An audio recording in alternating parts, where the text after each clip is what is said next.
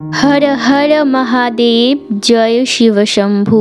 নমস্কার বন্ধুরা, আরও একটি নতুন পর্বে আপনাদের স্বাগতম। আশা করছি ঈশ্বরের আশীর্বাদে আপনারা সকলে ভালো আছেন এবং সুস্থও আছেন। সামনেই আসতে চলেছে নীল পূজা বা নীল ষষ্ঠী। প্রায় প্রত্যেক বাড়িতেই বিবাহিত মহিলারা মূলত সন্তানদের মঙ্গল কামনায় এই দিন ব্রত পালন করে থাকে। মহাদেবের মন্দিরগুলিতে ভিড় জমান ভক্তরা। সনাতন ধর্মে নীল ষষ্ঠীর আছে বিশেষ গুরুত্ব। মায়েরা সারা বছর অপেক্ষা করে থাকে নীল পুজোর জন্য। এই দিন ভক্তি ও নিষ্ঠা সহকারে দেবাদিদেব মহাদেবের উদ্দেশ্যে উপবাস রেখে ব্রত সম্পূর্ণ করলে বাবা ভক্তদের ডাকে সাড়া দেন এবং মাদের সকল মনস্কামনা পূর্ণ করেন। মূলত তার সন্তানদের মঙ্গল করেন এবং সুস্থ শরীর ও দীর্ঘ জীবন প্রদান করেন। এটাই আমাদের ধর্মীয় আস্থা ও বিশ্বাস। বন্ধুরা, আজকের এই ভিডিওটিতে আমি আপনাদের সঙ্গে শেয়ার করব এবছর নীল পুজো কবে পড়েছে, অর্থাৎ পঞ্জিকা অনুসারে পূর্ণাঙ্গ সময়সূচি এবং নীল ষষ্ঠী পুজো করতে আমাদের কি কি উপকরণ সামগ্রীর প্রয়োজন হবে। তো চলুন বন্ধুরা, ভিডিওটি শুরু করা যাক।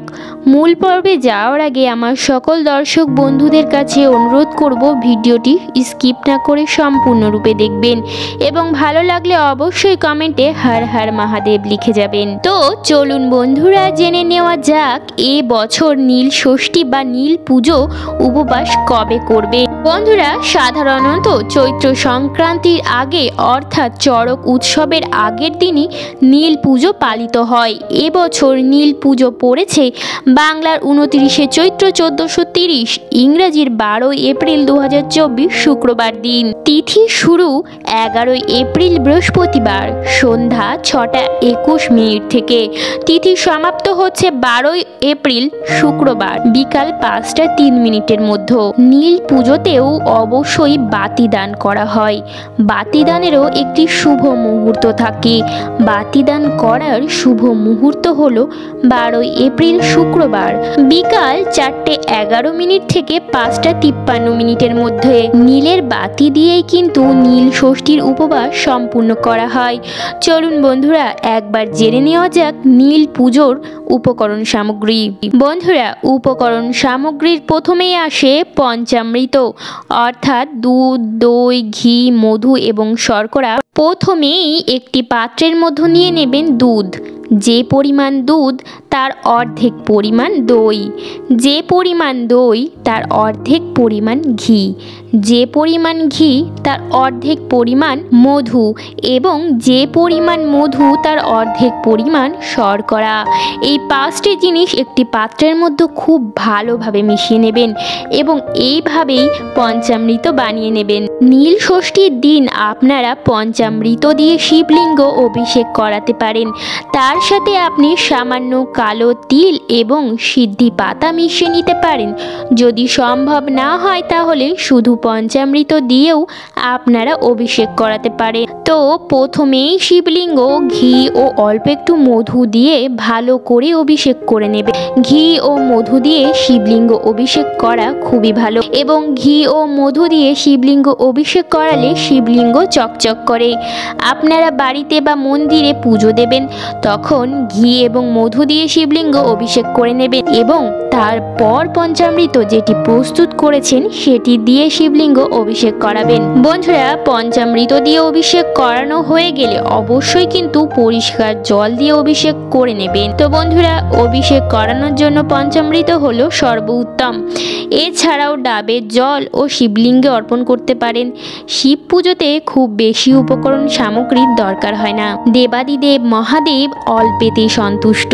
তবে যেটি ছাড়া শিব পুজো হয় না সেটি হচ্ছে বেলপাতা। শিবলিঙ্গে অবশ্যই অর্পণ করুন বেলপাতা। নীল ষষ্ঠীর দিন অবশ্যই বেলপাতা অর্পণ করুন। সাদা চন্দন সহযোগে 3টি নিখুঁত পাতা বিশিষ্ট বেলপাতা অর্পণ করুন।